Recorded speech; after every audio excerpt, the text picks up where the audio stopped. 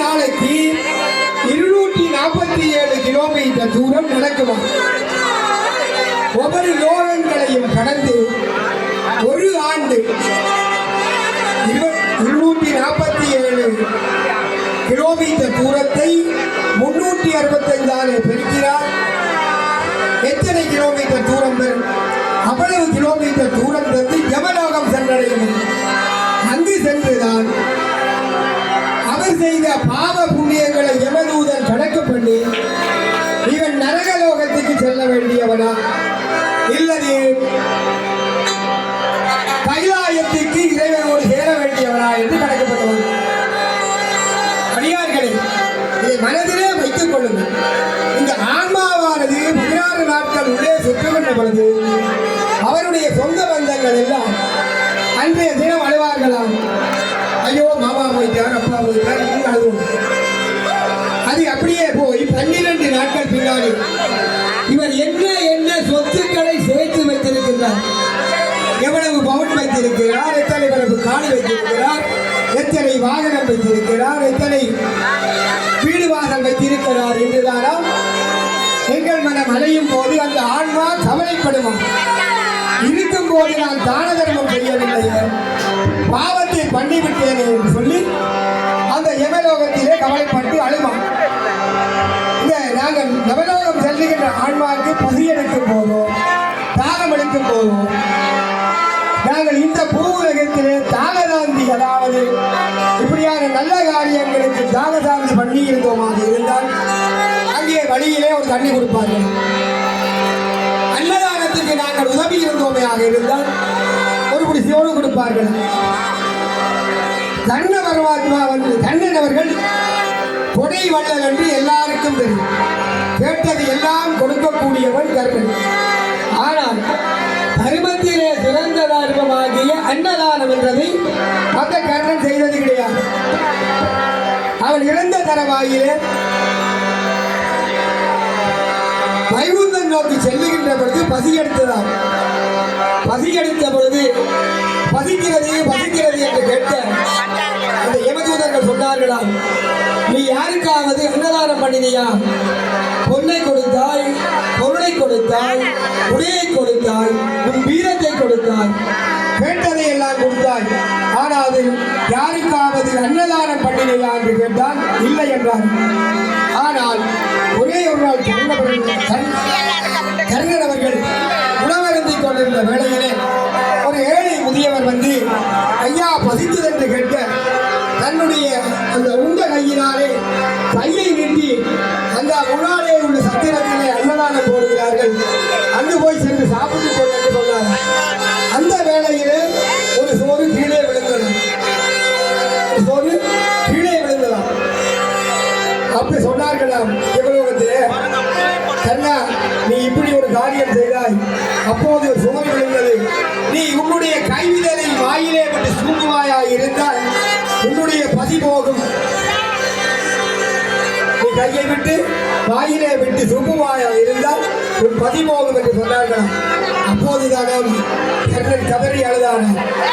ஆகவே அடியார்களே, நாங்கள் செய்கின்ற பணிகளிலே மிகவும் சிறந்தது அன்னப்பணி, அடுத்தது தாகசாந்தி, அடுத்தது இந்த தர்ம காரியங்கள்.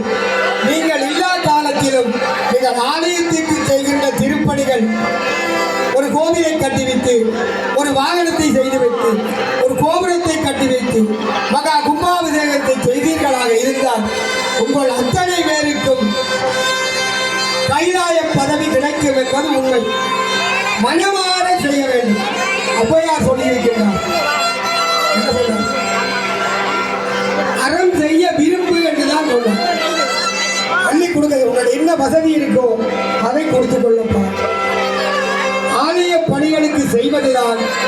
நாங்கள் உண்பது எமது உடம்போடு போயிடும், நாங்கள் உடுத்துவது ஊரவன் பார்த்து போயிடும், நாங்கள் இருக்கின்ற மனையை சொந்தம் பந்தம் கொண்டு போயிடும், நாங்கள் வச்சிருக்கின்ற வாகனத்தை உற்றார் உறவினர் எடுத்துக் கொள்வார்கள்.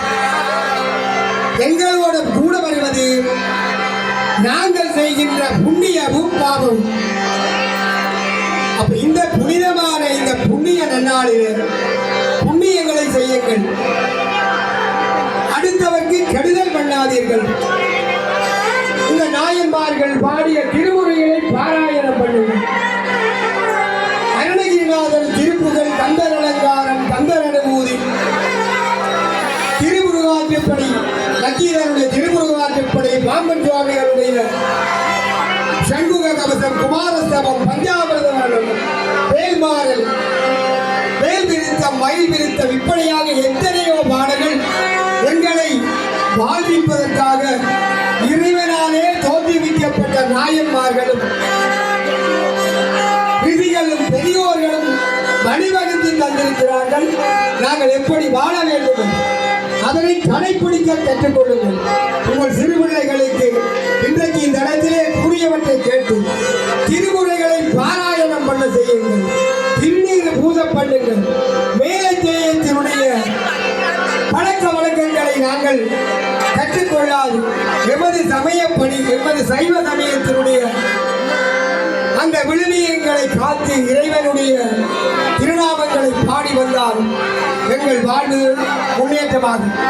இன்றைக்கு இந்த ஆடி அமாவாசையில இவ்வளவு பேரும் வந்து எதற்காக இந்த தீர்த்தமாடி முதியோர்களுக்கு இந்த எழுதும் தண்ணி விளைக்கிறார்கள் என்று சொன்னால், இந்த ஆன்மாக்கள் இந்த இடத்திலே வந்து கூடுதலாக இந்த ஆற்றங்கரை, குளக்கரை, அதாவது சமுத்திரங்களிலே தான் கூடுதலாக இருப்பார்கள். ஏதோ ஒரு ரூபமாக, மரமாக, செடியாக, மண்ணாக, கல்லாக, புல்லாக, பூவாக, ஏதாவது ரூபத்திலே வந்து இந்த இடத்திலே சுற்றிக் கொண்டிருப்பார்கள். இதற்காகத்தான் இந்த ஆடி அமாவாசைக்குரிய இந்த பித்திருக்கடனை நாங்கள் செய்கிறோம். ஆண்டு திவசம் செய்வது என்றால், இதை நான் சொன்னேன், இந்த ஒரு வருஷத்திலே ஆன்மா வந்து யமலோகம் சென்று போகின்ற பொழுது இவன் இங்கே புண்ணியம் செய்திருக்க மாட்டான். அவனுக்காக நாங்கள் புண்ணியத்தை கொடுத்து இந்த பேங்க்ல போட்டு வெளிநாட்டில் போய் எடுக்கிறோம், வெளிநாட்டில் போட்டு இங்கே எடுக்கிறோம். அதே மாதிரி நாங்கள் இங்கே செய்கிற புண்ணியத்தினாலே அங்கே இருக்கிற ஆன்மா கொஞ்சம் வீடேற்றமாகி நல்ல கதைக்கு செல்ல வேண்டும் என்றுதான் இது எல்லாவற்றையும் எங்களுடைய சமயம் வளர்த்திருக்கிறது. இந்த நன்னாளிலே இதனை கேட்டு நீங்கள் யாரும் நல்லபடி வாழ வேண்டும் என்று கூறிக்கொண்டு